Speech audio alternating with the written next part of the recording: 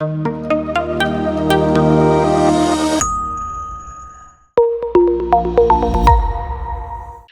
നമ്മുടെ ഇന്നത്തെ സെഷൻ എന്ന് പറയുമ്പം സിലബസ് ഡീകോഡിംഗ് സെഷൻ ആണ്. സോ നിങ്ങൾ എല്ലാവരും വെയിറ്റ് ചെയ്തിരുന്ന ഒരു സെഷൻ ആണെന്ന് അറിയാം. കാരണം ഈ ഒരു BSW എന്ന് പറയുന്ന കോഴ്സ് എടുത്തു കഴിഞ്ഞപ്പോൾ നിങ്ങൾക്ക് ചിലപ്പോൾ കുറേ ഡൗട്ട്സ് നിങ്ങളുടെ സബ്ജക്ട് റിലേറ്റഡ് കാണും. എത്ര സബ്ജക്റ്റുകളായിരിക്കും നിങ്ങൾക്ക് പഠിക്കാനുള്ളത്, അതേപോലെ തന്നെ ഫീൽഡ് വർക്ക് റിലേറ്റഡ് ആയിട്ടുള്ള ഡൗട്ട്സുകളും അസൈൻമെന്റ് റിലേറ്റഡ് ആയിട്ടുള്ള കുറേ ഡൗട്ട്സ് നിങ്ങൾക്ക് കാണും. സോ അതൊക്കെ ക്ലിയർ ചെയ്യാൻ വേണ്ടിയിട്ടാണ് നമ്മൾ മെയിൻ ആയിട്ടും ഇന്നത്തെ ഈ ഒരു സെഷൻ വെച്ചിരിക്കുന്നത്. സോ എല്ലാവരെയും ഞാൻ ഈ ഒരു സെഷനിലേക്ക് വെൽക്കം ചെയ്യാണ് വേണ്ടിയിട്ട്. ഓക്കെ, സോ നമുക്ക് എന്തായാലും സ്റ്റാർട്ട് ചെയ്യാം. ഞാൻ ഇന്നിപ്പം നിങ്ങളോട് ഷെയർ ചെയ്യാൻ വേണ്ടി പോകുന്നത്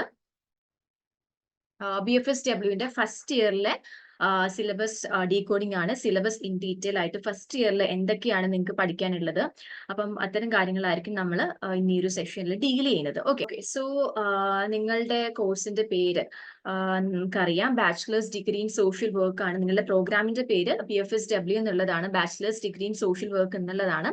സോ നമുക്ക് ആദ്യം കുറച്ച് ബേസിക്സ് ആയിട്ടുള്ള കാര്യം നമുക്ക് ഡിസ്കസ് ചെയ്യാം. So next slide. സോ നമുക്ക് ഈ ഒരു പ്രോഗ്രാമിനെ കുറിച്ച് പറയുമ്പോഴത്തേക്കും BFSW എന്ന് പറയുന്ന പ്രോഗ്രാം മെയിൻ ആയിട്ടും നിങ്ങൾക്ക് ഓഫർ ചെയ്യുന്നത് സ്കൂൾ ഓഫ് സോഷ്യൽ വർക്ക് ആണ് കേട്ടോ. SOSW എന്ന് പറയുന്ന ഇഗ്നോന്റെ സ്കൂൾ ഓഫ് സോഷ്യൽ വർക്ക് ആണ് BFSW എന്ന് പറയുന്ന പ്രോഗ്രാം എന്ത് ചെയ്യുന്നത് നിങ്ങൾക്ക് വേണ്ടിയിട്ട് ഓഫർ ചെയ്യുന്നത്. ഇനി ഇതിന്റെ ഒരു എലിജിബിലിറ്റി പറയാനാണെന്നുണ്ടെങ്കിൽ +2 10th +2 ഓർ ഇറ്റ്സ് ഇക്വലന്റ് ആണ് അതിന്റെ ഒരു എലിജിബിലിറ്റി ആയിട്ട് പറയുന്നത്. പിന്നെ നമുക്ക് മെയിൻ ആയിട്ടും ബേസിക്സിൽ പറയാൻ വേണ്ടിയിട്ടുള്ള ഒരു കാര്യം എന്ന് പറഞ്ഞാൽ ക്രെഡിറ്റ് സിസ്റ്റം ആണ്. സോ ക്രെഡിറ്റ് എന്ന് പറയുമ്പോൾ ഇപ്പൊ നിങ്ങൾക്ക് ഓരോ സബ്ജക്റ്റുകൾ, ഓക്കെ, സബ്ജക്ട് അല്ലെങ്കിൽ കോഴ്സ് എന്ന് പറയും. സോ നിങ്ങൾക്ക് ഓരോ സബ്ജക്റ്റുകൾ എടുക്കുമ്പോഴത്തേക്കും അതിനും ഓരോ സബ്ജക്റ്റുകൾക്കും ഓരോ ക്രെഡിറ്റ് ആയിരിക്കും. അതായത് ഒരു ക്രെഡിറ്റ് എന്ന് പറയുമ്പോൾ 30 hours ഓഫ് സ്റ്റഡി ആണ്. നിങ്ങൾക്ക് എത്രത്തോളം ആ ഒരു സബ്ജക്റ്റിന്റെ വെയിറ്റേജ് വരുന്നു, എത്രത്തോളം നിങ്ങൾ ആ ഒരു സബ്ജക്ട് ടൈം എടുത്ത് പഠിക്കണം എന്നുള്ളതാണ് ക്രെഡിറ്റ് സിസ്റ്റം എന്ന് പറയുന്നത്. സോ 1 ക്രെഡിറ്റ് പോയിന്റ് ഉള്ള ഒരു സബ്ജക്റ്റ് ആണ് എന്നുണ്ടെങ്കിൽ അതിനർത്ഥം നിങ്ങൾ എന്താ ചെയ്യണം, ആ ഒരു സബ്ജക്ട് പഠിക്കാൻ വേണ്ടിയിട്ട് നിങ്ങൾ 30 hours ഓഫ് ടൈം നിങ്ങൾ എടുക്കണം, സ്പെൻഡ് ചെയ്യണം എന്നുള്ളതാണ് അതിന്റെ മീനിങ് എന്ന് പറയുന്നത്. ഇനി നിങ്ങളുടെ പ്രോഗ്രാമിന്റെ ഡ്യൂറേഷൻ പറയാനാണെന്നുണ്ടെങ്കിൽ 4 years ആണ് നിങ്ങളുടെ പ്രോഗ്രാം ഡ്യൂറേഷൻ മെയിൻ ആയിട്ടും വരുന്നത്. ഓക്കെ, സോ ഫസ്റ്റ് ഇയറിൽ നിങ്ങളുടെ ടോട്ടൽ സബ്ജക്റ്റുകളെ കുറിച്ച് പറയാനാണെന്നുണ്ടെങ്കിൽ നിങ്ങൾക്ക് 6 തിയറി പേപ്പേഴ്സും അതേപോലെ തന്നെ ഒരു പ്രാക്ടിക്കലും ആണ് വരുന്നത്. അങ്ങനെ മൊത്തം പേപ്പേഴ്സ് നോക്കാനാണെന്നുണ്ടെങ്കിൽ ഇൻക്ലൂഡിങ് തിയറി ആൻഡ് പ്രാക്ടിക്കൽ നിങ്ങൾക്ക് വരുന്നത് 7 പേപ്പേഴ്സ് ആണ്. ഓക്കെ, സോ അതാണ് ഫസ്റ്റ് ഇയറിലെ സബ്ജക്റ്റിനെ കുറിച്ച് മെയിൻ ആയിട്ടും പറയുന്നത്. And then coming to first year papers, ഇതിൽ ഒരു ജസ്റ്റ് നമുക്കൊരു ഓവർവ്യൂ നോക്കാം. ആൻഡ് ആഫ്റ്റർ ദാറ്റ് ഞാൻ ഡീറ്റെയിൽ ആയിട്ടുള്ള സ്ലൈഡ്സ് ഷെയർ ചെയ്യുന്നതായിരിക്കും. സോ ഫസ്റ്റ് ഇയറിൽ നോക്കുമ്പോൾ നിങ്ങൾക്ക് ഇവിടെ കാണാൻ വേണ്ടി പറ്റുന്നുണ്ട്, നിങ്ങളുടെ ഫസ്റ്റ് ഇയറിനെ ഫസ്റ്റ് ആൻഡ് സെക്കൻഡ് സെം എന്ന് പറഞ്ഞിട്ട് ഡിവൈഡ് ചെയ്യുന്നുണ്ട്. ഓക്കെ, ആൻഡ് ഫസ്റ്റ് സെമ്മിൽ നോക്കാനാണെന്നുണ്ടെങ്കിൽ നിങ്ങൾക്ക് ഒരു ഡിസിപ്ലിൻ സ്പെസിഫിക് കോഴ്സ് വരുന്നുണ്ട്. ഡിസിപ്ലിൻ സ്പെസിഫിക് എന്ന് പറയുമ്പോൾ നിങ്ങൾ എടുത്തിരിക്കുന്ന ഡിസിപ്ലിൻ ഏതാണ്, BSW എന്ന് പറയുന്നതാണ്, സോഷ്യൽ വർക്ക് എന്ന് പറയുന്ന അല്ലെ. അപ്പൊ ആ ഡിസിപ്ലിൻ സ്പെസിഫിക് കോഴ്സ് ആയിട്ടുള്ള BSW 121 ആണ് നിങ്ങൾക്ക് വരുന്നത്. അതിന്റെ ക്രെഡിറ്റ് എന്ന് പറയുന്നത് 6 ആണ്. Then coming to vocational course, നിങ്ങൾക്ക് ഒരു മൈനർ കോഴ്സ് പഠിക്കാനുണ്ട്, വൊക്കേഷണൽ കോഴ്സ് എന്ന് പറയും. സോ ഇഗ്നോ അതിൽ നിങ്ങൾക്ക് കുറെ ഓപ്ഷൻസ് തരുന്നുണ്ട്, അതൊരു ഇലക്ടീവ് പേപ്പർ ആണ്. അപ്പം ഔട്ട് ഓഫ് ഓപ്ഷൻസ് നിങ്ങൾ എന്ത് ചെയ്യണം, നിങ്ങൾ ഒരു സബ്ജക്ട് ചൂസ് ചെയ്യണം. അതാണ് മൈനർ അല്ലെങ്കിൽ വൊക്കേഷണൽ കോഴ്സിൽ വരുന്നത്. അതിന് 4 ക്രെഡിറ്റ് ആണ് വരുന്നത്.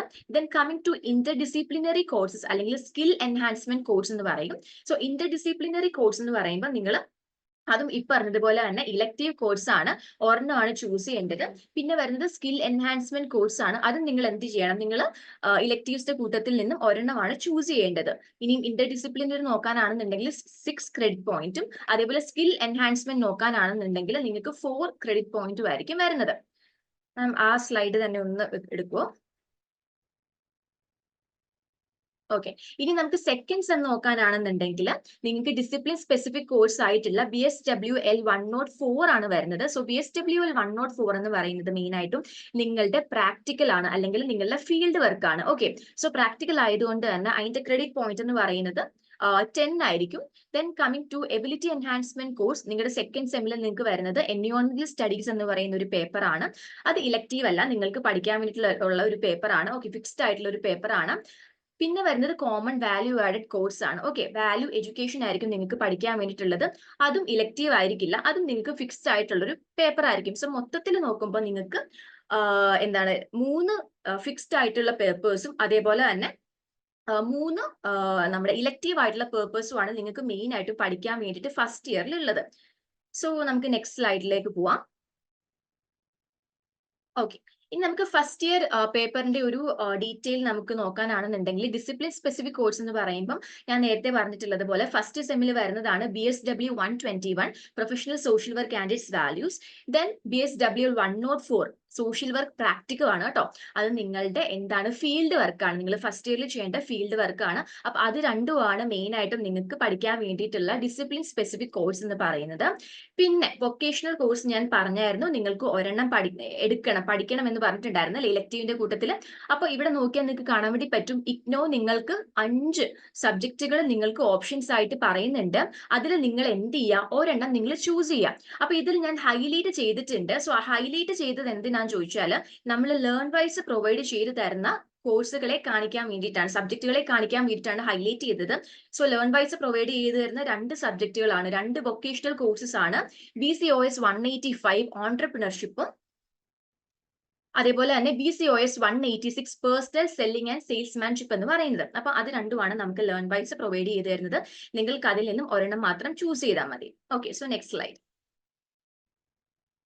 ഇനി വരുന്നത് ഇന്റർ ഡിസിപ്ലിനറി കോഴ്സ് ആണ്. അതിൽ നിന്നും ഇതേപോലെ തന്നെ ഒരു സബ്ജക്റ്റ് ആണ് നിങ്ങൾ ചൂസ് ചെയ്യേണ്ടത്. അപ്പൊ ഇതിൽ നോക്കിയാൽ നിങ്ങൾക്ക് കാണാൻ വേണ്ടി പറ്റുന്നുണ്ട് കുറെ ഓപ്ഷൻസ് ഇഗ്നോ പ്രൊവൈഡ് ചെയ്യുന്നുണ്ട്. മീഡിയ ആൻഡ് കമ്മ്യൂണിക്കേഷൻ സ്കിൽസ്, അതേപോലെ തന്നെ ഹിന്ദി സബ്ജക്റ്റുകൾ വരുന്നുണ്ട്, history, public administration, psychology, philosophy, political science, sociology, Sanskrit, ഇത്രയും സബ്ജക്റ്റുകളാണ് ഇഗ്നോ നിങ്ങൾക്ക് ഓപ്ഷൻസ് ആയിട്ട് വെക്കുന്നത്. സോ അതിൽ നമ്മൾ ലേൺ വൈസ് ക്ലാസ്സസ് പ്രൊവൈഡ് ചെയ്ത് തരുന്നത് ഏതൊക്കെയാണെന്ന് ചോദിച്ചാൽ ഡിസാസ്റ്റർ മാനേജ്മെന്റ് വരുന്നുണ്ട്. BPAG 171 ആണ് സബ്ജക്ട് കോഡ് വരുന്നത്. അത് കഴിഞ്ഞിട്ട് നമ്മൾ പ്രൊവൈഡ് ചെയ്ത് തരുന്നത് Indian society images and realities ആണ്, BCOG 171. ഓക്കെ, സോ നമ്മൾ ഇത് രണ്ടും ഈ പറയുന്ന ഹൈലൈറ്റ് ചെയ്ത 2 സബ്ജക്റ്റുകളാണ് നമ്മൾ പ്രൊവൈഡ് ചെയ്യുന്നത്. നിങ്ങൾക്ക് ഇതിൽ നിന്ന് ഒരെണ്ണം ചൂസ് ചെയ്താൽ മതിയാകും. Okay, so next slide.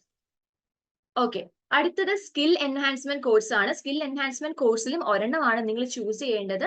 IGNOU നിങ്ങൾക്ക് കുറെ ഓപ്ഷൻസ് വെക്കുന്നുണ്ട്. Tourism anthropology, laboratory management skills, computer application in business, writing and study skills, അതേപോലെ അനുവാർ സിന്ധാൻ ഏവം ത്രിവിധി, traditions and perception of craft in Bharat, then emotional intelligence, developing emotional competence, life skill and introduction to machine translation. So ഇവിടെ ഇങ്ങനെ list ചെയ്തിരിക്കുന്ന കുറെ സബ്ജക്റ്റുകൾ IGNOU provide ചെയ്യുന്നുണ്ട്. പക്ഷെ നമ്മൾ ലേൺ വൈസ് നിങ്ങൾക്ക് പ്രൊവൈഡ് ചെയ്ത് തരുന്ന സബ്ജക്റ്റ് ആണ് ഞാൻ ഇവിടെ ഹൈലൈറ്റ് ചെയ്തിട്ടുള്ളത്, which is computer application in business. Okay, ഇനി ഞാൻ നേരത്തെ പറഞ്ഞിട്ടുണ്ടായിരുന്നു നിങ്ങൾക്ക് BSW 121 പോലെ തന്നെ ഡിസിപ്ലിൻ സ്പെസിഫിക് കോഴ്സ് പോലെ തന്നെ വരുന്ന 2 ഫിക്സ്ഡ് ആയിട്ടുള്ള പേർപ്പസ് ആണ് എബിലിറ്റി എൻഹാൻസ്മെന്റ് കോഴ്സ് എന്ന് പറയും. അതിൽ നിങ്ങൾ പഠിക്കേണ്ട പേപ്പർ എന്ന് പറയുമ്പോൾ BEVAE 181 എൻവയോൺമെന്റൽ സ്റ്റഡീസ് ആണ്. പിന്നെ വരുന്നത് വാല്യൂ ആഡഡ് കോഴ്സ് ആണ്. സോ BEDSV 101 വാല്യൂ എഡ്യൂക്കേഷൻ ആയിരിക്കും നിങ്ങൾ പഠിക്കേണ്ടത്. സോ ഇങ്ങനെയാണ് നിങ്ങൾക്ക് 6 പേപ്പേഴ്സ് എവിടെ വരുന്നത്, ഫസ്റ്റ് ഇയറിൽ വരുന്നത്. ഓക്കെ, സോ ഇൻക്ലൂഡിംഗ് പ്രാക്ടിക്കൽ ആണ് അത് എന്താവുന്നത് 7 ആവുന്നത്. ഇനി നമുക്ക് ഓരോ സബ്ജക്റ്റും നമുക്ക് നോക്കാം. സോ ഞാൻ മെയിൻ പേർപ്പസ് ആയിരിക്കും നിങ്ങളോട് ഇൻ ഡീറ്റെയിൽ ആയിട്ട് പറയുന്നത്. സോ നമുക്ക് മെയിൻ പേപ്പർ അല്ലെങ്കിൽ നിങ്ങളുടെ കോർ ഡിസിപ്ലിൻ സ്പെസിഫിക് കോഴ്സ് നമുക്ക് നോക്കാനാണെന്നുണ്ടെങ്കിൽ BSW 121 professional social work and it's values എന്ന് പറയുന്ന പേപ്പർ ആണ്. ആൻഡ് അതിൽ നോക്കാനാണെന്നുണ്ടെങ്കിൽ നിങ്ങൾക്ക് മെയിൻ ആയിട്ട് 4 ബ്ലോക്സ് ആണ് ഉള്ളത്. ഓക്കെ, സോ ബ്ലോക്ക് 1 നോക്കാനാണെന്നുണ്ടെങ്കിൽ introduction to professional social work, നിങ്ങൾക്ക് യൂണിറ്റ് 1 ആൻഡ് യൂണിറ്റ് 2 നോക്കിയാൽ അറിയാൻ വേണ്ടി പറ്റും. നിങ്ങൾക്ക് സോഷ്യൽ വർക്ക് റിലേറ്റഡ് ആയിട്ടുള്ള പല പല കോൺസെപ്റ്റുകളും കാര്യങ്ങളും ഒക്കെ ഉണ്ട്, പല പല ടേംസും കാര്യങ്ങളൊക്കെ ഉണ്ട്. സോ അതിന്റെ ഒരു ഇൻട്രൊഡക്ഷൻ ആണ്, അതിന്റെ ഡെഫിനിഷൻ, മീനിങ്, ഇത്തരം കാര്യങ്ങളായിരിക്കും നമ്മൾ യൂണിറ്റ് 1 ആൻഡ് 2 നമ്മൾ കവർ ചെയ്യുന്നത്. ദെൻ കമ്മിങ് ടു യൂണിറ്റ് 3, എങ്ങനെയാണ് സോഷ്യൽ വർക്ക് എബ്രോഡ് എമേർജ് ചെയ്ത് വന്നത്, അതിന്റെ ഒറിജിനും കാര്യങ്ങളൊക്കെയാണ് യൂണിറ്റ് 3 കവർ ചെയ്യുന്നത്. ദെൻ യൂണിറ്റ് 4 എന്ന് പറയുമ്പോൾ നമ്മുടെ ഇന്ത്യയിൽ social work as A tradition, അതേപോലെ സോഷ്യൽ വർക്ക് എഡ്യൂക്കേഷൻ എങ്ങനെയാണ് ഡെവലപ്പ് ചെയ്ത് വന്നത് എന്നുള്ളതാണ് യൂണിറ്റ് 4 നമ്മൾ ഡിസ്കസ് ചെയ്യുന്നത്. ദെൻ കമ്മിങ് ടു ബ്ലോക്ക് 2 നോക്കാനാണെന്നുണ്ടെങ്കിൽ നമ്മൾ സോഷ്യൽ വർക്കിന്റെ കുറെ ബേസിക്സ് ആയിട്ടുള്ള കാര്യങ്ങളായിരിക്കും നമ്മൾ ഡിസ്കസ് ചെയ്യുന്നത്. Okay, slide. Okay, so unit 1 നോക്കാനാണെന്നുണ്ടെങ്കിൽ പ്രൊഫഷണൽ സോഷ്യൽ വർക്കിന്റെ nature, scope, goal, functions. Okay, social വർക്കിന്റെ നേച്ചർ എന്താണ്, അതിൽ എത്രത്തോളം സ്കോപ്പ് ഉണ്ട്, അതിന്റെ ഗോൾസും കാര്യങ്ങളും ഫംഗ്ഷൻസും കാര്യങ്ങളാണ് യൂണിറ്റ് 1 നമ്മൾ ഡിസ്കസ് ചെയ്യുന്നത്. ദെൻ യൂണിറ്റ് 2 നോക്കാനാണെന്നുണ്ടെങ്കിൽ നമ്മൾ സോഷ്യൽ വർക്ക് എവിടെയൊക്കെ നമ്മൾ അപ്ലൈ ചെയ്യുന്നു, അതിന്റെ ആപ്ലിക്കേഷൻ എന്താണ്, അല്ലെങ്കിൽ അതിൽ ഇൻവോൾവ് ആയിട്ടുള്ള പ്രിൻസിപ്പിൾസ് എന്താണെന്ന് നമ്മൾ യൂണിറ്റ് 2 നോക്കുന്നുണ്ട്. Then coming two unit 3, voluntary action, അതേപോലെ ഇന്ത്യയിൽ എങ്ങനെയാണ് സോഷ്യൽ വർക്ക് എന്നുള്ള കാര്യമായിരിക്കും നമ്മൾ യൂണിറ്റ് 3 നമ്മൾ ഡിസ്കസ് ചെയ്യുന്നത്. ദെൻ കമ്മിങ് ടു യൂണിറ്റ് 4, നമുക്ക് as A profession social work എന്ന് പറയുന്ന പ്രൊഫഷൻ എടുക്കുമ്പോൾ അതിൽ കുറെ നമ്മൾ ഫോളോ ചെയ്യേണ്ട എത്തിക്സ് റൂളും കാര്യങ്ങളൊക്കെ ഉണ്ട്. സോ അത്തരത്തിലുള്ള എത്തിക്സും കാര്യങ്ങളൊക്കെ ആയിരിക്കും നമ്മൾ social work ethics in Indian context എന്ന് പറയുന്ന ഒരു യൂണിറ്റ് 4 നമ്മൾ മെയിൻ ആയിട്ട് ഡിസ്കസ് ചെയ്യുന്നത്. ഓക്കെ, സോ ബ്ലോക്ക് 3 എന്ന് പറയുമ്പോൾ വാല്യൂസ് ഓഫ് സോഷ്യൽ വർക്ക് ആണ്. നമ്മൾ സോഷ്യൽ വർക്ക് എന്ന് പറയുന്ന പ്രൊഫഷൻ പഠിക്കുമ്പോൾ അതിൻ്റെ ഉള്ളിൽ നമ്മൾ ഡിസ്കസ് ചെയ്യുന്ന കുറെ വാല്യൂസ് ഉണ്ട്. ഓക്കെ, സോ അത്തരത്തിലുള്ള വാല്യൂസ് ആണ് ബ്ലോക്ക് 3ലും ബ്ലോക്ക് 4ലും ആയിട്ടും ഡിവൈഡ് ചെയ്തിട്ടുള്ളത്. ഓക്കെ, സോ നമുക്ക് ബ്ലോക്ക് 3 നോക്കാനാണെന്നുണ്ടെങ്കിൽ 6 യൂണിറ്റുകൾ ഉണ്ട്. സോ 6 വാല്യൂസ് ആയിരിക്കും നമ്മൾ ബ്ലോക്ക് 3ൽ കവർ ചെയ്യുന്നത്. Service to humanity, social justice, അതിൽ importance of human relationships, dignity and worth of the person, integrity as a value, then competence. ഇത്രയും വാല്യൂസ്, ഈ പറയുന്ന 6 വാല്യൂസ് നമ്മൾ ഇൻ ഡീറ്റെയിൽ ആയിട്ട് നമ്മൾ ബ്ലോക്ക് 3ൽ കവർ ചെയ്യുന്നുണ്ട്. ദെൻ ബ്ലോക്ക് 4 വരുമ്പോഴത്തേക്കും നമ്മൾ അനദർ 6 വാല്യൂസ് നമുക്ക് റിമൈനിങ് ആയിട്ടുള്ള 6 വാല്യൂസ് നമ്മൾ പിന്നെയും കവർ ചെയ്യുന്നുണ്ട്. അതിൽ വരുന്നത് ലോയാലിറ്റി വരുന്നുണ്ട്, പാട്രിയോട്ടിസം വരുന്നുണ്ട്, cultural sensitivity, hard work, responsibility and commitment, teachership. ഇത്രയും വാല്യൂസ് ആയിരിക്കും നമ്മൾ ബ്ലോക്ക് 4ൽ നമ്മൾ 6 യൂണിറ്റുകളായിട്ട് എന്ത് ചെയ്യുന്നത് ഡിസ്കസ് ചെയ്യുന്നത്. ഓക്കെ, സോ നെക്സ്റ്റ് സ്ലൈഡ് നമുക്ക് നോക്കാം. ഇനി നമുക്ക് ഞാൻ നേരത്തെ പറഞ്ഞിട്ടുള്ള ഇലക്റ്റീവ് കോഴ്സുകളുടെ ഡീറ്റെയിൽസ് നമുക്ക് നോക്കാം. സോ ലേൺ വൈസ് പ്രൊവൈഡ് ചെയ്തു തരുന്ന ഒരു ഇലക്റ്റീവ് ആണ് BCOS 185 ഓൺട്രപ്രണർഷിപ്പ് എന്ന് പറയുന്നത്. ഇതിന്റെ ബ്ലോക്ക് 1 നോക്കാനാണെന്നുണ്ടെങ്കിൽ 4 യൂണിറ്റ് ആയിരിക്കും ഉള്ളത്. നമുക്ക് ബ്ലോക്ക് 2 എന്ന് പറയുമ്പോൾ business idea selection and feasibility എന്ന് പറയുന്ന ഒരു ബ്ലോക്ക് പഠിക്കാനുണ്ട്. അതിൽ നിങ്ങൾക്ക് മൊത്തം പഠിക്കാനുള്ളത് 5 യൂണിറ്റുകളായിരിക്കും. Okay, next slide.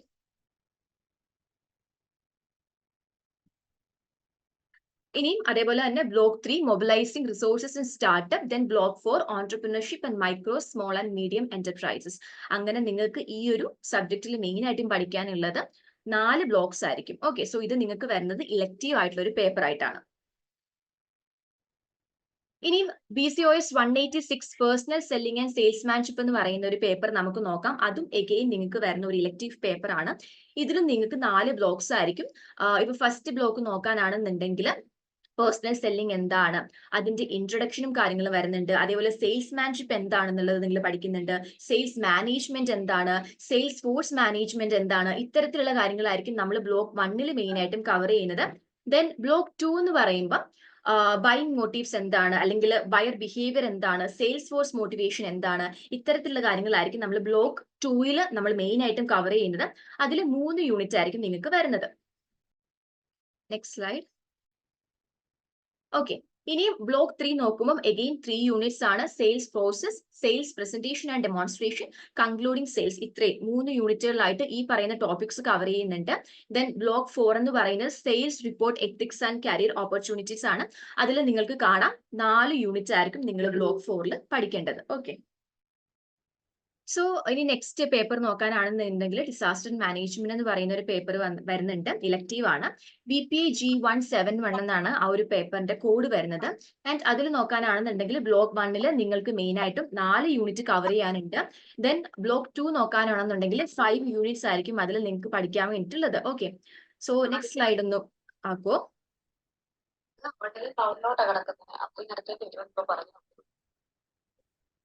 ഇനിയും ബ്ലോക്ക് 3 നോക്കാനാണെന്നുണ്ടെങ്കിൽ 2 യൂണിറ്റ് നിങ്ങൾക്ക് പഠിക്കാൻ വേണ്ടിയിട്ടുണ്ട്. ബ്ലോക്ക് 4 ആണെന്നുണ്ടെങ്കിൽ 4 യൂണിറ്റ് ആയിരിക്കും നിങ്ങൾക്ക് പഠിക്കാൻ വേണ്ടിയിട്ടുള്ളത്. അങ്ങനെ ഡിസാസ്റ്റർ മാനേജ്മെന്റിലും എഗെയിൻ നമുക്ക് മൊത്തം ബ്ലോക്കുകളുടെ എണ്ണം എന്ന് പറയുന്നത് 4 ആണ്. Okay, so next slide. ഇനിയും നിങ്ങൾക്ക് വരുന്ന മറ്റൊരു ഇലക്റ്റീവ് ആണ് BCO G171 Indian society images and realities എന്ന് പറയുന്നത്. ഇതിൽ നോക്കാനാണെന്നുണ്ടെങ്കിൽ നിങ്ങൾക്ക് 3 ബ്ലോക്കുകൾ മാത്രമേ പഠിക്കാൻ വേണ്ടിയിട്ട് വരുന്നുള്ളൂ. ഓക്കെ, ബ്ലോക്ക് 1ൽ വരുന്നത് 3 യൂണിറ്റുകളാണ്. ദെൻ നമുക്ക് ബ്ലോക്ക് 2 ഉണ്ട്. ബ്ലോക്ക് 2 വരുമ്പോഴത്തേക്ക് നമുക്ക് 7 യൂണിറ്റുകൾ വരുന്നുണ്ട്. ബ്ലോക്ക് 3 വരുമ്പോഴത്തേക്കും 2 യൂണിറ്റുകളായിരിക്കും മെയിൻ ആയിട്ടും പഠിക്കാൻ വേണ്ടിയിട്ടുള്ളത്. So BCO G171 Indian society images and റിയാലിറ്റീസിൽ മൊത്തത്തിൽ 3 ബ്ലോക്സ് ആയിരിക്കും. ഓക്കെ, നെക്സ്റ്റ് സ്ലൈഡ് ആക്കൂ. Okay, then BCOS 183 computer application in business. ഇതിൽ നിങ്ങൾക്ക് കുറച്ചധികം ബ്ലോക്സ് ഉണ്ട്.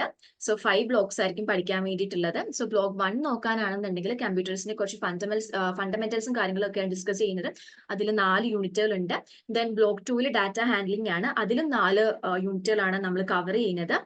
So next slide.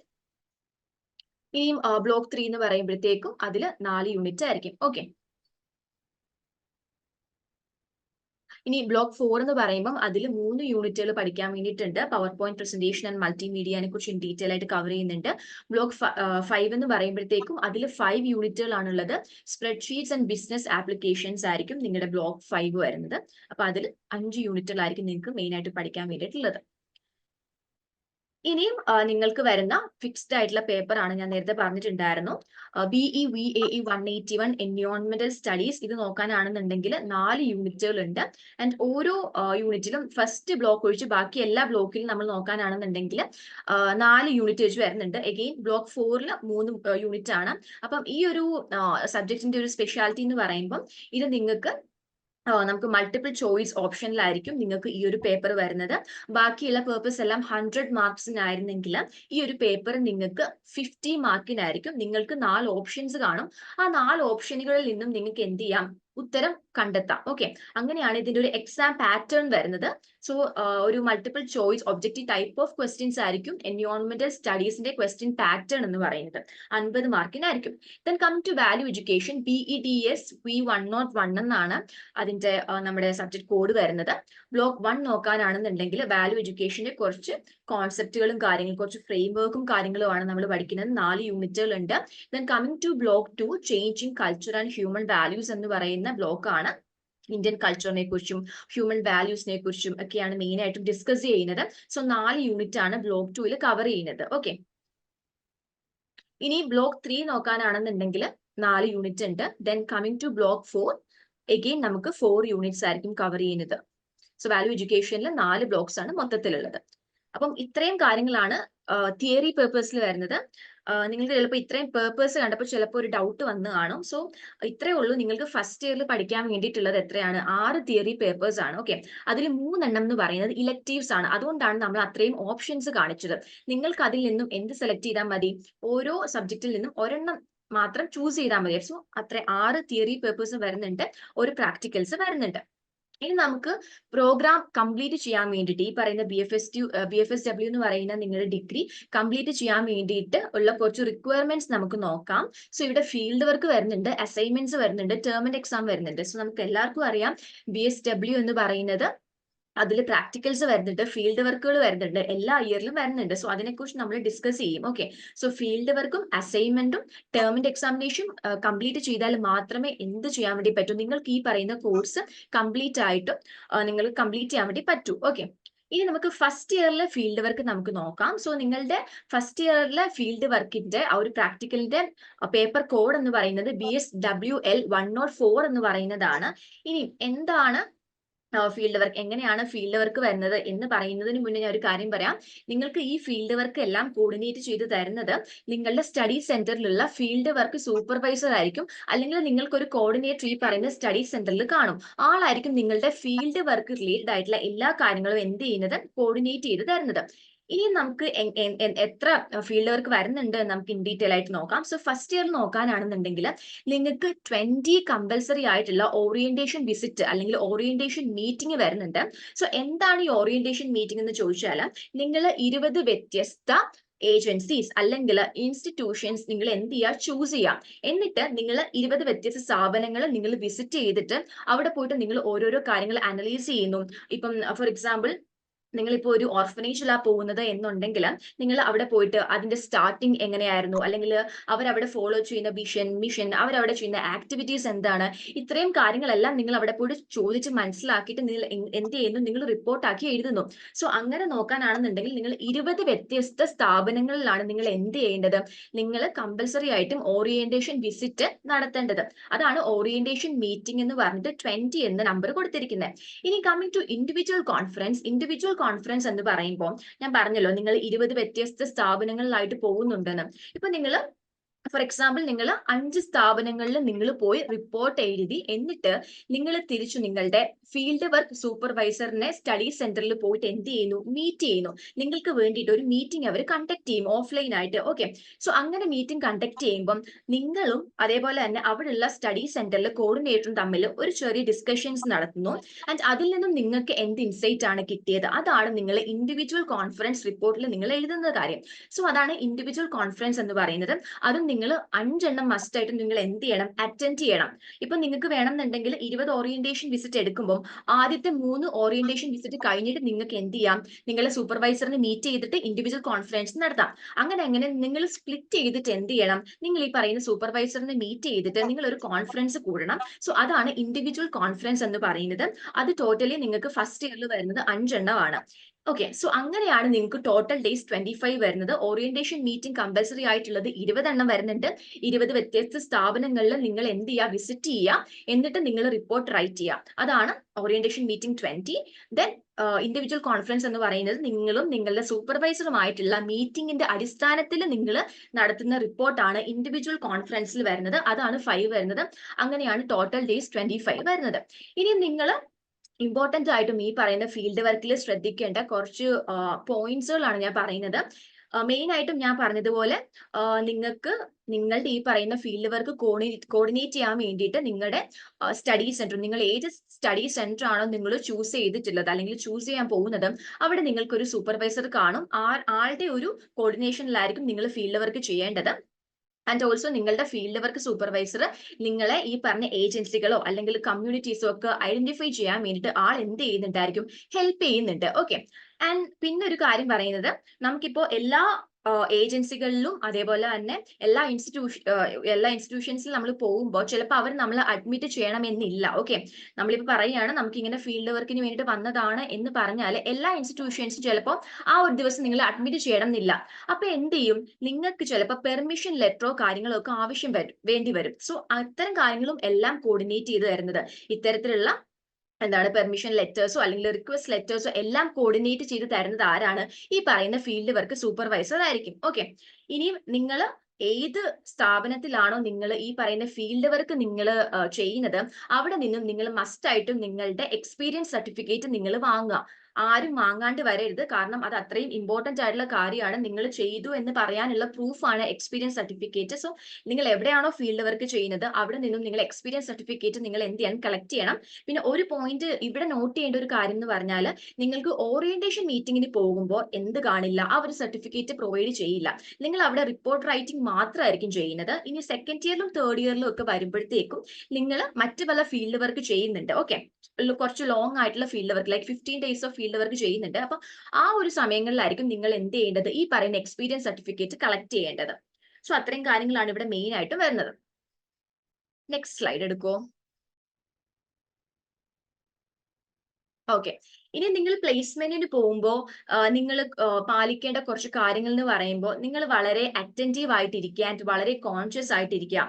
നിങ്ങൾ ജസ്റ്റ് ഓക്കെ ഈ ഒരു കോഴ്സ് കംപ്ലീറ്റ് ചെയ്യാൻ വേണ്ടിയിട്ട് ഫീൽഡ് വർക്ക് ചെയ്യാന്നുള്ള രീതിയിൽ വളരെ അലസമായിട്ടൊന്നും നിങ്ങൾ പോവരുത്.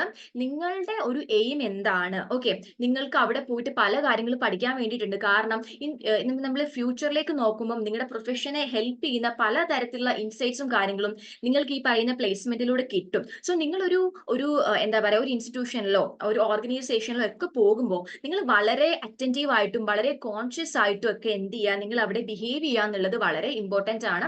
ആൻഡ് ഓൾസോ നിങ്ങൾ റെഗുലർ ആയിട്ട് തന്നെ പഞ്ച്വൽ ആയിട്ട് തന്നെ നിങ്ങളുടെ ഫീൽഡ് വർക്ക് സൂപ്പർവൈസർ ആയിട്ട് ഒരു കമ്മ്യൂണിക്കേഷൻ നിങ്ങൾ ബിൽഡപ്പ് ചെയ്തെടുക്കാം.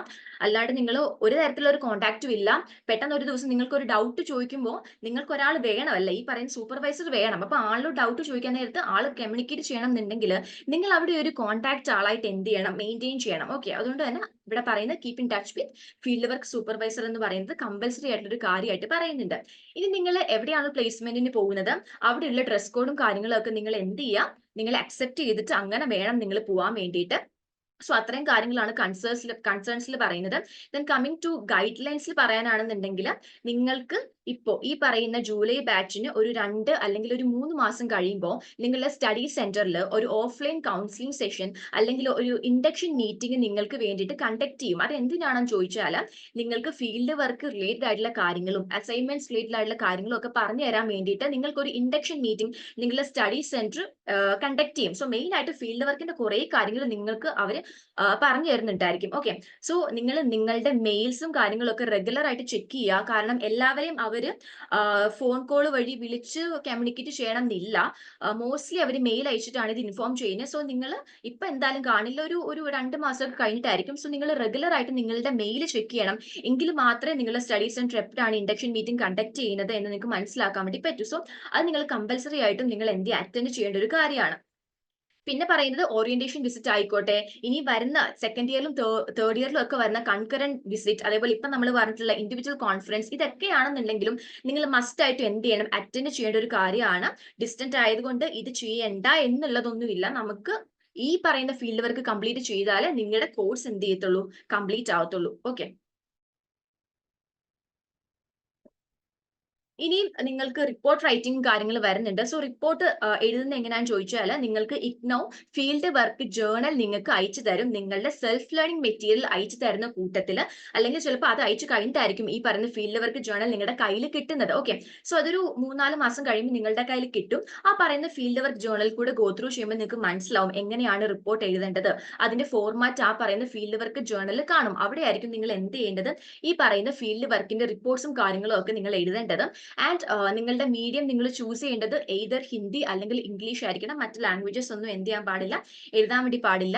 ആൻഡ് ഓൾസോ ഇപ്പൊ നിങ്ങൾ കുറച്ച് കുട്ടികൾ ഒരുമിച്ച് ഒരു സ്ഥലത്തേക്ക് പോയി ഫീൽഡ് വർക്ക് ചെയ്യുന്നവരാണെന്നുണ്ടെങ്കിൽ പ്ലീസ് മേക്ക് ഷുവർ ദാറ്റ് നിങ്ങൾ അവരുടെ അടുത്തു നിന്നും ഒരു തരത്തിലുള്ള റിപ്പോർട്ടും കാര്യങ്ങളും കോപ്പി ചെയ്യുന്നില്ല എന്നുള്ളത് നിങ്ങൾ മേക്ക് ഷുവർ ചെയ്യുക.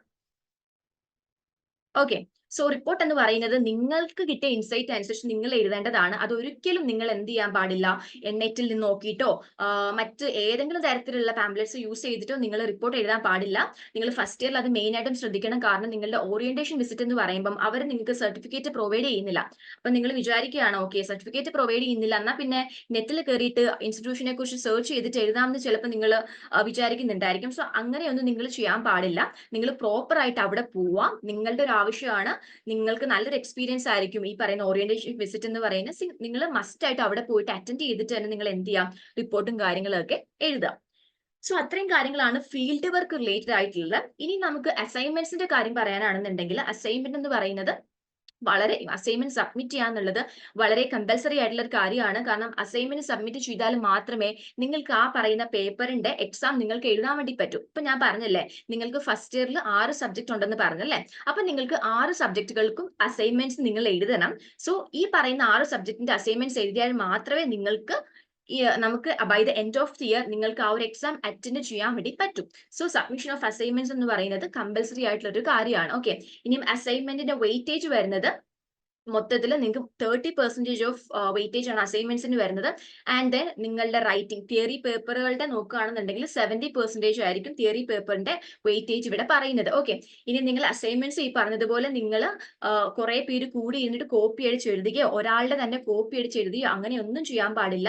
നിങ്ങൾ തന്നെ എന്ത് ചെയ്യുക, നിങ്ങൾ SLM റെഫർ ചെയ്തും അതേപോലെ തന്നെ നമ്മുടെ ലേൺ ബൈസിൽ നോക്കാനാണെന്നുണ്ടെങ്കിൽ നമ്മൾ അസൈൻമെന്റ് ഗൈഡ് ബുക്കും കാര്യങ്ങളൊക്കെ പ്രൊവൈഡ് ചെയ്യുന്നുണ്ട് അല്ലേ. സോ അതിലുള്ള പോയിന്റ്സ് ഒക്കെ വെച്ചിട്ട് നിങ്ങൾ മാക്സിമം അസൈൻമെന്റ് എഴുതിയിട്ട് അത് സബ്മിറ്റ് ചെയ്യാൻ വേണ്ടി നോക്കുക.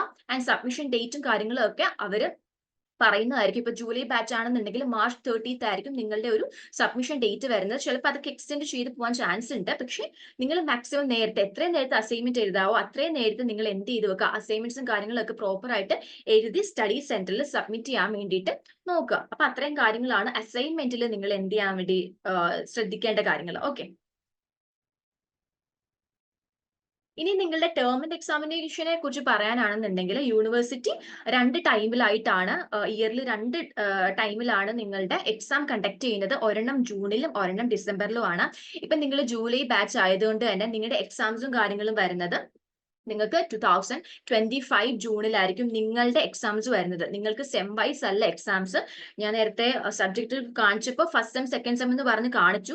പക്ഷെ അങ്ങനെ കൊടുത്തിട്ടുണ്ടെങ്കിൽ പോലും നിങ്ങളുടെ എക്സാംസും കാര്യങ്ങളൊക്കെ വരുന്നത് ഇയർലി ബേസിസിലായിരിക്കും. ഓക്കെ, സോ ഞാൻ നേരത്തെ പറഞ്ഞായിരുന്നു ടേം ആൻഡ് എക്സാമിനേഷൻ എന്ന് പറയുമ്പോൾ നിങ്ങളുടെ മൊത്തം ഈ ഒരു കോഴ്സിന്റെ 100% നോക്കുകയാണെന്നുണ്ടെങ്കിൽ അതിന്റെ 70% ഓഫ് വെയിറ്റേജും വരുന്നത് ഈ പറയുന്ന ടേം ആൻഡ് എക്സാമിനേഷൻ ആണ്. സോ അത് നിങ്ങൾ എന്ത് ചെയ്യാം, നന്നായിട്ട് പ്രോപ്പർ ആയിട്ട് പ്രിപ്പയർ ചെയ്തിട്ട് അത് എഴുതാൻ വേണ്ടി നോക്കാം. മോസ്റ്റ്ലി നിങ്ങളുടെ എക്സാമിനേഷൻ സെന്റർ എന്ന് പറയുന്നത് നിങ്ങൾ ചൂസ് ചെയ്തിരിക്കുന്ന സ്റ്റഡി സെന്റർ ആയിരിക്കും. ഓക്കെ, ഇനി നമുക്ക് ഇവാലുവേഷൻ ആൻഡ് ഗ്രേഡിംഗ് സിസ്റ്റം നോക്കാനാണെന്നുണ്ടെങ്കിൽ ഈ പറയുന്ന ഫോളോയിങ് കമ്പോണൻസ് ആയിരിക്കും അതിൽ ഇൻക്ലൂഡഡ് ആയിട്ടുള്ളത്. ഇപ്പൊ നിങ്ങൾ തിയറി കോഴ്സ് നോക്കുമ്പോഴത്തേക്കും അസൈൻമെന്റ്സ് ഞാൻ നേരത്തെ പറഞ്ഞിട്ടുണ്ടായിരുന്നു, നിങ്ങളുടെ തിയറി കോഴ്സിൽ മൊത്തം ഒരു ഇവാലുവേഷൻ നോക്കുകയാണെന്നുണ്ടെങ്കിൽ 100%-ൽ 30%-ഉം അസൈൻമെന്റ്സ് ആണ് വരുന്നത്. ഇനി നമ്മളുടെ എഴുതുന്ന പേപ്പേഴ്സ് ആണെന്നുണ്ടെങ്കിൽ അതിൽ 70% ഓഫ് മാർക്ക് ആയിരിക്കും പോകുന്നത്. സോ നിങ്ങൾ 100 മാർക്കിന് എക്സാം എഴുതുന്ന ആളുകളാണെന്നുണ്ടെങ്കിൽ അവിടെ നിങ്ങൾ മിനിമം ഒരു 35 എങ്കിലും നിങ്ങൾ സ്കോർ ചെയ്യണം. അതാണ് നിങ്ങളുടെ പാസിംഗ് മാർക്ക് എന്ന് പറയുന്നത്. ദെൻ കമ്മിങ് ടു അസൈൻമെന്റ്സും ആ ഒരു സെയിം റൂൾ ആയിരിക്കും ഫോളോ ചെയ്യേണ്ടത്. ഓക്കെ, ദെൻ ഇവിടെ നിങ്ങൾക്ക് ഫീൽഡ് വർക്ക് ഉള്ളത് കൊണ്ട് തന്നെ അതിന്റെ ഒരു മാർക്കും കൂടെ ആഡ് ആയിട്ടായിരിക്കും നിങ്ങളുടെ ഫൈനൽ റിസൾട്ട് വരുന്നത്. ഓക്കെ, അപ്പൊ നിങ്ങൾ ഈ പറയുന്ന റിപ്പോർട്ടുകളെല്ലാം ഫീൽഡ് വർക്കിന്റെ റിപ്പോർട്ടുകളെല്ലാം നിങ്ങൾ എവിടെ സബ്മിറ്റ് ചെയ്യുന്നുണ്ട്, സ്റ്റഡി സെന്ററിൽ സബ്മിറ്റ് ചെയ്യുന്നുണ്ട്. സോ അവിടുത്തെ സൂപ്പർവൈസർ ഇവാലുവേറ്റ് ചെയ്യുമ്പോൾ നിങ്ങൾക്ക് 50% എങ്കിലും നിങ്ങൾക്ക് മാർക്ക് വേണം. ആൻഡ് അത് കഴിഞ്ഞിട്ട് ഒരു എക്സ്റ്റേണൽ ഇവാലുവേഷൻ പോകുന്നുണ്ട്, അവിടെയും നിങ്ങൾക്ക് ഒരു 50% മാർക്ക് വേണം. സോ ഇങ്ങനെ ഉണ്ടെങ്കിൽ മാത്രമേ നിങ്ങൾക്ക് ഈ പറയുന്ന ഫീൽഡ് വർക്കും നിങ്ങൾക്ക് പാസ് ആവാൻ വേണ്ടി പറ്റത്തുള്ളൂ. ഓക്കെ, സോ ഇത്രയും കാര്യങ്ങളാണ് മെയിൻ ആയിട്ടും ഇവാലുവേഷൻ ഗ്രേഡിംഗ് സിസ്റ്റത്തിൽ പറയാൻ വേണ്ടിയിട്ടുള്ളത്. ഫീൽഡ് വർക്ക് ഇപ്പൊ ഞാൻ പറഞ്ഞില്ല, ഫസ്റ്റ് ഇയറിൽ നിങ്ങൾക്ക് ഫീൽഡ് വർക്ക് വരുന്നത് 20 ഓറിയന്റേഷൻ വിസിറ്റ് ആണ്.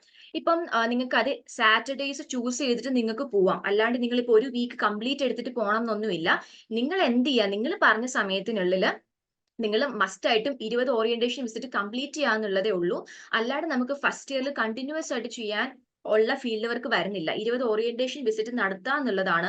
അത് നിങ്ങൾക്ക് വേണമെങ്കിൽ ഒരു ദിവസം തന്നെ ഇപ്പൊ അടുത്തടുത്ത ഇൻസ്റ്റിറ്റ്യൂഷൻസ് ഒക്കെ ആണെന്നുണ്ടെങ്കിൽ ഒരു ദിവസം നിങ്ങൾക്ക് 2 ഓറിയന്റേഷൻ വിസിറ്റ് നടത്താം. കാരണം നിങ്ങൾ അവിടെ പോയിട്ട് ജസ്റ്റ് അവിടുത്തെ കാര്യങ്ങളൊക്കെ അന്വേഷിക്കുന്നു, അറിയുന്നു, അതൊക്കെയാണ് നമ്മൾ ചെയ്യുന്നത്. അല്ലാണ്ട് രാവിലെ തൊട്ട് അവിടെ വൈകിട്ട് വരെ ഇരിക്കണം എന്നൊന്നുമില്ല. ഓറിയന്റേഷൻ വിസിറ്റ് എന്ന് പറയുമ്പോൾ ആ ഒരു നമ്മൾ ഏത് ഏജൻസിയാണ് നമ്മൾ ചൂസ് ചെയ്യുന്നത് അവിടെ പോയിട്ട് നമ്മൾ ആ ഒരു ഏജൻസിനെ പഠിക്കുക എന്നുള്ളതാണ് നമ്മുടെ മെയിൻ എയിം എന്ന് പറയുന്നത്. ഓക്കെ, സോ നിങ്ങളുടെ ടൈം അനുസരിച്ചിട്ട് നിങ്ങൾ എത്രയും വേഗം തീർക്കുക എന്നുള്ളതാണ്, കണ്ടിന്യൂസ് ആയിട്ട് ചെയ്യണം എന്നില്ല. യെസ്, സൂപ്പർവൈസർ ആരാണെന്നുള്ളത് നിങ്ങളുടെ ഇൻഡക്ഷൻ മീറ്റിംഗിന് പോകുമ്പോഴത്തേക്കും നിങ്ങൾക്ക് അവരെ പരിചയപ്പെടാൻ വേണ്ടിയിട്ട് പറ്റുന്നതാണ്. സോ ഞാൻ നേരത്തെ പറഞ്ഞതുപോലെ നിങ്ങളുടെ സൂപ്പർവൈസർ ആയിട്ട് നിങ്ങളൊരു കോണ്ടാക്ട് കീപ്പ് ചെയ്യുക. കാരണം നിങ്ങൾ ഫൈനലി റിപ്പോർട്ട് ഒക്കെ എഴുതി കൊടുക്കുന്നത് ഈ പറയുന്ന സ്റ്റഡി സെന്ററിലുള്ള സൂപ്പർവൈസറിനാണ് അല്ലെ. അപ്പൊ സൂപ്പർവൈസറാണ് ചെക്ക് ചെയ്യേണ്ടത്. സോ നിങ്ങൾക്ക് അത് റിലേറ്റഡ് ആയിട്ട് എന്തെങ്കിലും ഡൗട്ട്സ് ഉണ്ടെന്നുണ്ടെങ്കിൽ നിങ്ങൾ ഉറപ്പായിട്ടും നിങ്ങൾ സൂപ്പർവൈസറായിട്ട് കോർഡിനേറ്റ് ചെയ്ത് തന്നെ നോക്കുക. എന്തെങ്കിലുമൊക്കെ ഡൗട്ട്സ് ഉണ്ടെന്നുണ്ടെങ്കിൽ ഞാൻ ക്ലിയർ ചെയ്ത് തരും. ഇപ്പൊ റിപ്പോർട്ട് റൈറ്റിങ്ങോ അല്ലെങ്കിൽ എന്തെങ്കിലുമൊക്കെ ഡൗട്ട്സ് ഉണ്ടെന്നുണ്ടെങ്കിൽ ഇപ്പൊ ഏതെങ്കിലും ഏജൻസി ചൂസ് ചെയ്യുന്നതൊക്കെയാണെന്നുണ്ടെങ്കിലും എനിക്ക് ചെയ്യാൻ പറ്റുന്ന കാര്യങ്ങൾ ഞാൻ ചെയ്തു തരും. പക്ഷേ നിങ്ങളെ കോർഡിനേറ്റ് ചെയ്ത് തരാൻ വേണ്ടിയിട്ട് ഒരു സൂപ്പർവൈസർ ഉണ്ട്. അപ്പൊ ആളായിരിക്കും അത് ഡീൽ ചെയ്യേണ്ടത്. ഓക്കെ, കാരണം ആളാണ് നിങ്ങളുടെ റിപ്പോർട്ടും കാര്യങ്ങളൊക്കെ അപ്രൂവ് ചെയ്യേണ്ടത്. ഒരു ഡൗട്ട് വന്നിട്ടുണ്ടായിരുന്നു, ഇൻഫർമേഷൻസ് എല്ലാം മെയിലാണോ SMS വഴിയാണോ വരാന്ന് ചോദിച്ചിട്ട്. ഇൻഫർമേഷൻസ് എല്ലാം വരുന്നത് മെയിലാണ്. സോ നിങ്ങൾ മെയിൽ റെഗുലർ ആയിട്ട് ചെക്ക് ചെയ്യുക. കാരണം ചിലപ്പോ നിങ്ങളോട് പറയാണ് അടുത്ത മാസം 15-ന് ഫീൽഡ് ഈ പറയുന്ന ഓഫ്ലൈൻ കൗൺസിലിംഗ് സെഷൻ ഉണ്ടെന്ന് പറഞ്ഞിട്ട് ഒരു മെയിൽ വരും. അപ്പൊ നിങ്ങൾ ആ മെയിൽ നോക്കിയിട്ട് ഈ പറയുന്ന 15-ാം തീയതി നിങ്ങൾ ചിലപ്പോൾ അവിടെ പോകാൻ വേണ്ടി റെഡി ആയിട്ട് നിൽക്കും. അപ്പൊ അടുത്ത മെയിൽ വന്നത് ചിലപ്പോൾ നിങ്ങൾ കാണില്ല. ഇവർ ചിലപ്പോൾ പോസ്റ്റ്പോൺ ചെയ്യാനുള്ള ചാൻസസ് ഉണ്ട്. ഓക്കെ, അപ്പൊ അങ്ങനെ വരുമ്പോൾ നിങ്ങൾ റെഗുലർ ആയിട്ട് മെയിൽസ് ചെക്ക് ചെയ്യുക. എങ്കിൽ മാത്രമേ നിങ്ങൾക്ക് അത് പ്രോപ്പർ ആയിട്ട് അറ്റൻഡ് ചെയ്യാൻ വേണ്ടി പറ്റൂ. എല്ലാ ആളുകളും മാക്സിമം നിങ്ങൾ അറ്റൻഡ് ചെയ്യാൻ വേണ്ടി നോക്കുക. സാറ്റർഡേസ് ഒക്കെ ആയിരിക്കും നിങ്ങൾക്ക് മോസ്റ്റ്ലി ഈ പറയുന്ന സെഷൻസ് വെക്കുന്നത്. കാരണം നമുക്ക് വർക്കിംഗ് ആയിട്ടുള്ള ആളുകളുണ്ടല്ലോ. അപ്പൊ നിങ്ങളുടെയൊക്കെ ടൈം അനുസരിച്ച് സാറ്റർഡേസ് ആയിരിക്കും വെക്കുന്നത്. അപ്പം നിങ്ങൾക്ക് മറ്റൊരു തരത്തിലുള്ള ബുദ്ധിമുട്ടുകൾ ഇല്ല എന്നുണ്ടെങ്കിൽ നിങ്ങൾ തന്നെ അവിടെ പോയിട്ട് മസ്റ്റ് ആയിട്ട് അറ്റൻഡ് ചെയ്യുക. അപ്പം നിങ്ങൾക്ക് തന്നെ സൂപ്പർവൈസറിനെ കാണാനും നിങ്ങൾക്ക് ഒരു പ്രൊഫഷണൽ റിലേഷൻഷിപ്പ് അവരായിട്ട് ബിൽഡ് ചെയ്തെടുക്കാനും ഹെൽപ്പ് ചെയ്യുന്ന ഒരു കാര്യമാണ്. അപ്പൊ നിങ്ങൾ അത് ഒരിക്കലും മിസ് ഔട്ട് ആക്കരുത്.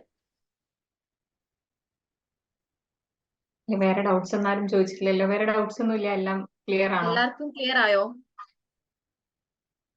ക്ലിയർ ആണ് മാം, ക്ലിയർ ആണ്. ഓക്കെ, എന്തെങ്കിലും ഉണ്ടെങ്കിൽ ചോദിക്കാം കേട്ടോ. അസൈൻമെന്റ് മാത്രമേ ഡൗട്ട്സ് ഉള്ളൂ, ബാക്കി എല്ലാവരും ഫീൽഡ് വർക്കിന് പോകാൻ റെഡി ആയിട്ടിരിക്കുക അല്ലേ? അതെ, നിങ്ങൾക്ക് എന്തെങ്കിലും ഡൗട്ട്സ് ഉണ്ടെങ്കിൽ ചോദിച്ചോളൂ. Regarding your assignment or exam എന്തെങ്കിലും ചോദിച്ചോളൂ കേട്ടോ. മാം, ഈ സ്റ്റഡി സെന്ററിൽ പോകേണ്ട കാര്യങ്ങളൊക്കെ മെയിലിൽ വരുമ്പം ഇൻഫോം us ബിഫോർ, എന്ന് വെച്ചാൽ ഒരു ഇപ്പൊ ഒരു 1 വീക്കിന് മുമ്പൊക്കെ ഏകദേശം പറയുന്നുണ്ടാവില്ലേ? യെസ് അല്ല ഒരു ഇപ്പൊ പോസ്റ്റ്പോൺ ചെയ്യുന്ന കേസസിലാണെങ്കിൽ ചിലപ്പോൾ 1 വീക്ക് മുന്നേ ആയിരിക്കും പോസ്റ്റ്പോൺ ചെയ്തതിന്റെ കാര്യം പറയുന്നത്. ഇല്ലാന്നുണ്ടെങ്കിൽ നേരത്തെ തന്നെ നിങ്ങൾ അറിയിക്കും, ഒരു 2 വീക്സ് ബാക്ക് ഒക്കെ അറിയിക്കും. നിങ്ങളപ്പോ മെയിൽ ചെക്ക് ചെയ്യാന്നുള്ളതേ ഉള്ളൂ. ഓക്കെ. മാം, ഈ ഫീൽഡ് വർക്ക് വരുന്നത് നമ്മുടെ സ്റ്റഡി സെന്റർ തന്നെ നമുക്ക് പ്രൊവൈഡ് ചെയ്യുന്ന കമ്പനീസ് അങ്ങനെയൊക്കെയാണോ നമ്മൾ പോകേണ്ടത്? അങ്ങനെയല്ല, ഇപ്പോ സൽമിയാണോ പറഞ്ഞത്? അതെ. ഓക്കെ, സോ സൽമിയക്ക് ഇപ്പോ വീടിന്റെ അടുത്ത് ഇത്ര ഇൻസ്റ്റിറ്റ്യൂഷൻസ് അറിയാം. ഓക്കെ, അങ്ങനെയാണെന്നുണ്ടെങ്കിൽ സൽമിയക്ക് അത് പോവാം. ഇനിയിപ്പോ നിങ്ങൾക്ക് നിങ്ങളുടെ വീടിനടുത്തുള്ള ഇൻസ്റ്റിറ്റ്യൂഷൻസ് ഏതാണ്, അങ്ങനത്തെ ഐഡിയാസ് ഒന്നും ഇല്ലാന്നുണ്ടെങ്കിൽ നിങ്ങൾക്ക് ഈ പറയുന്ന ഫീൽഡ് വർക്ക് സൂപ്പർവൈസറുടെ ഹെൽപ്പ് സീക്ക് ചെയ്യാം. അപ്പൊ ആള് പറഞ്ഞു തരും. ഇനി നിങ്ങളുടെ ഇഷ്ടത്തിന് പോവാം, അവര് പറയുന്ന സ്ഥലത്ത് പോകണം എന്നുള്ളതല്ല.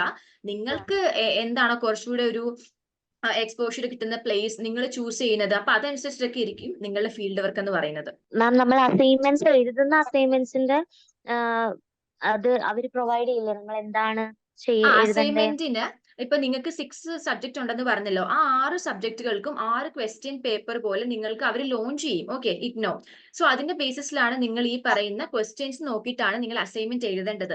ആൻഡ് അതിന്റെ സപ്പോർട്ട് നമ്മൾ ലേൺ വൈസ് നമ്മുടെ അസൈൻമെന്റ് ഗൈഡ് ബുക്കിലൂടെ പ്രൊവൈഡ് ചെയ്യുന്നുണ്ട്. സോ അത് നിങ്ങൾക്ക് റെഫർ ചെയ്തിട്ട് അസൈൻമെന്റ്സ് എഴുതാം. ഈ ഏതൊക്കെ പോയിന്റ്സ് ആണ് നോട്ട് ചെയ്തിട്ട് എഴുതേണ്ടത് എന്നുള്ള കാര്യങ്ങളൊക്കെ ലേൺ വൈസ് ആ ഒരു ഗൈഡ് ബുക്കിലൂടെ പ്രൊവൈഡ് ചെയ്യുന്നുണ്ട്. ആൻഡ് ഓൾസോ നിങ്ങളുടെ SLM-ലുള്ള കാര്യങ്ങൾ മാത്രമേ നിങ്ങളുടെ അസൈൻമെന്റ് ക്വസ്റ്റ്യൻസിൽ ചോദിക്കൂ. ഓക്കെ, ഈ ക്രെഡിറ്റ് പോയിന്റ് എന്ന് പറഞ്ഞാൽ എന്താ? ക്രെഡിറ്റ് സിസ്റ്റം എന്നൊക്കെ പറഞ്ഞു, ഒന്ന് പറഞ്ഞു. ക്രെഡിറ്റ് എന്ന് പറയുമ്പോൾ ഞാൻ പറഞ്ഞില്ലേ, നിങ്ങൾക്ക് ഇപ്പം ഒരു സബ്ജക്ട് BSW 121 എന്ന് പറയുന്ന സബ്ജക്ട് എടുക്കുമ്പോൾ അതിൽ നിങ്ങൾക്ക് 4 ക്രെഡിറ്റ് ആണുള്ളത്. അപ്പം ഒരു ക്രെഡിറ്റ് എന്ന് പറയുമ്പോൾ 30 hours ഓഫ് സ്റ്റഡിയാ. അപ്പൊ നിങ്ങൾക്ക് ഒരു വെയിറ്റേജ്, അതായത് എത്ര സമയം എടുത്തിട്ടാണ് നിങ്ങൾ ആ ഒരു സബ്ജക്ട് പഠിക്കേണ്ടത് എന്നുള്ളത് കാണിക്കാൻ വേണ്ടിയിട്ടാണ് ആ ഒരു ക്രെഡിറ്റ് സിസ്റ്റം വരുന്നത്. ഓക്കെ, മനസ്സിലായോ? അതെ. അപ്പം 4 ക്രെഡിറ്റ് എന്ന് പറയുമ്പോൾ 4 into 30 hours നിങ്ങൾ മൾട്ടിപ്ലൈ ചെയ്യുക. അപ്പം 120 hours വരും അല്ലെ? അപ്പൊ അത്രയും മണിക്കൂർ എടുത്തിട്ട് വേണം നിങ്ങൾ ആ ഒരു സബ്ജക്ട് എന്ത് ചെയ്യാൻ വേണ്ടിയിട്ട് കവർ ചെയ്യാൻ. അതാണ് ക്രെഡിറ്റ് സിസ്റ്റം എന്ന് പറയുന്നത്. അപ്പോൾ നിങ്ങൾക്കുള്ള ആക്ഷൻ ടാസ്ക് എന്ന് പറയുമ്പോൾ ഇതാണ്. നിങ്ങൾ ഈ പറയുന്ന BSW ബാച്ചിന്റെ ക്ലാസ് ടീച്ചർ ആണ് നിങ്ങളൊന്ന് ജസ്റ്റ് ഇമാജിൻ ചെയ്യാം. അപ്പം അങ്ങനെ നിങ്ങൾ ക്ലാസ് ടീച്ചർ ആണെന്നുണ്ടെങ്കിൽ നിങ്ങൾ നിങ്ങളുടെ സ്റ്റുഡൻസിന് വേണ്ടിയിട്ട് അവർക്ക് നല്ല രീതിയിൽ പഠിക്കാൻ വേണ്ടിയിട്ട് നിങ്ങൾ ഈ പറയുന്ന ഫസ്റ്റ് ഇയറിലെ സബ്ജക്റ്റുകളൊക്കെ എങ്ങനെ എഫക്റ്റീവ് ആയിട്ട് പഠിക്കാം എന്നുള്ളതിന് വേണ്ടിയുള്ള ഒരു ടൈം ടേബിൾ അല്ലെങ്കിൽ ഒരു ഗുഡ് പ്ലാൻ നിങ്ങളുടെ സ്റ്റുഡൻസിന് വേണ്ടി എന്ത് ചെയ്യാൻ നിങ്ങൾ പ്രിപ്പയർ ചെയ്യാം. അപ്പൊ അതാണ് മെയിൻ ആയിട്ടും നിങ്ങളുടെ ടാസ്ക് എന്ന് പറയുന്നത്. എന്താണ്? നിങ്ങളെ BSW ബാച്ചിന്റെ ക്ലാസ് ടീച്ചർ ആണ് നിങ്ങൾ ഇമാജിൻ ചെയ്തിട്ട് നിങ്ങൾ നിങ്ങളുടെ കുട്ടികൾക്ക് നല്ല എഫക്റ്റീവ് ആയിട്ട് പഠിക്കാൻ വേണ്ടിയിട്ട് ഒരു ഗുഡ് പ്ലാൻ അല്ലെങ്കിൽ ഒരു ടൈം ടേബിൾ നിങ്ങൾ ക്രിയേറ്റ് ചെയ്യാം. സോ അപ്പം അതിൽ നിങ്ങൾ ഫസ്റ്റ് ഇയറിലെ സബ്ജക്റ്റുകളും കാര്യങ്ങളൊക്കെ മെയിൻ ആയിട്ട് എന്ത് ചെയ്യുക, ഇൻക്ലൂഡ് ചെയ്യാൻ വേണ്ടിയിട്ട് നോക്കുക. ആൻഡ് ഓൾസോ ഓരോ സബ്ജക്റ്റിനും എത്ര ടൈം വെച്ച് കൊടുത്താലാണ് ആ ഒരു സബ്ജക്ട് കംപ്ലീറ്റ് ആവുന്നത് എന്നൊക്കെയുള്ളത് വെച്ച് നിങ്ങൾ എന്ത് ചെയ്യുക, ഒരു ടൈം ടേബിൾ പ്രിപ്പയർ ചെയ്യുക അല്ലെങ്കിൽ ഒരു നല്ല പ്ലാൻ പ്രിപ്പയർ ചെയ്യുക എന്നുള്ളതാണ് നമ്മുടെ ടാസ്ക്. എല്ലാവർക്കും ക്ലിയർ ആയോ? നമ്മളിത് ചെയ്തിട്ട് എവിടെയാണ് മാം സബ്മിറ്റ് ചെയ്യേണ്ടത്? അത് എങ്ങനെയാ, വാട്സപ്പിൽ അയക്കണോ അതോ? യെസ് വാട്സപ്പിൽ അയച്ചു തന്നാൽ മതി എനിക്ക്. മാം, ഈ ഫസ്റ്റ് ഇയറിലെ ഇത് അല്ലാതെ ഇതിനെപ്പറ്റി ഇതിന്റെ സബ്ജക്ട് വൈസ് കാര്യങ്ങളോ ഒന്നും എനിക്ക് അറിയത്തില്ലായിരുന്നു. പിന്നെ ഇന്നത്തെ ഈ ക്ലാസ് കൊണ്ട് കുറെയൊക്കെ എല്ലാം മനസ്സിലായി. ഇപ്പൊ എന്തൊക്കെയാണ് നമ്മുടെ ഫീൽഡ് വർക്ക്, എത്ര എണ്ണമാണ്, ഏതൊക്കെ പ്രോഗ്രാംസ് ഉണ്ട്, ഏതൊക്കെ കോഴ്സ്, അത് നമ്മൾ ചൂസ് ചെയ്യേണ്ട എത്ര കോഴ്സുകൾ നമുക്ക് ചൂസ് ചെയ്യാൻ പറ്റും, ഇഗ്നോ ഏതൊക്കെ നമുക്ക് തരുന്നുണ്ട്, എല്ലാ കാര്യത്തെ പറ്റിയും കുറച്ചൊരു ഡീറ്റെയിൽസും കാര്യങ്ങളൊക്കെ മനസ്സിലാക്കാൻ പറ്റി. Okay thank you Salmiya. Thank you. Okay, so സെഷന് എൻ്റെ കൂടെ ഉണ്ടായിരുന്നത് Arshana ma'am from psychology department, അതേപോലെ Sneha ma'am from commerce department. ഫസ്റ്റിൽ പറയാൻ മറന്നുപോയി. സോ രണ്ടുപേർക്കും താങ്ക് യു.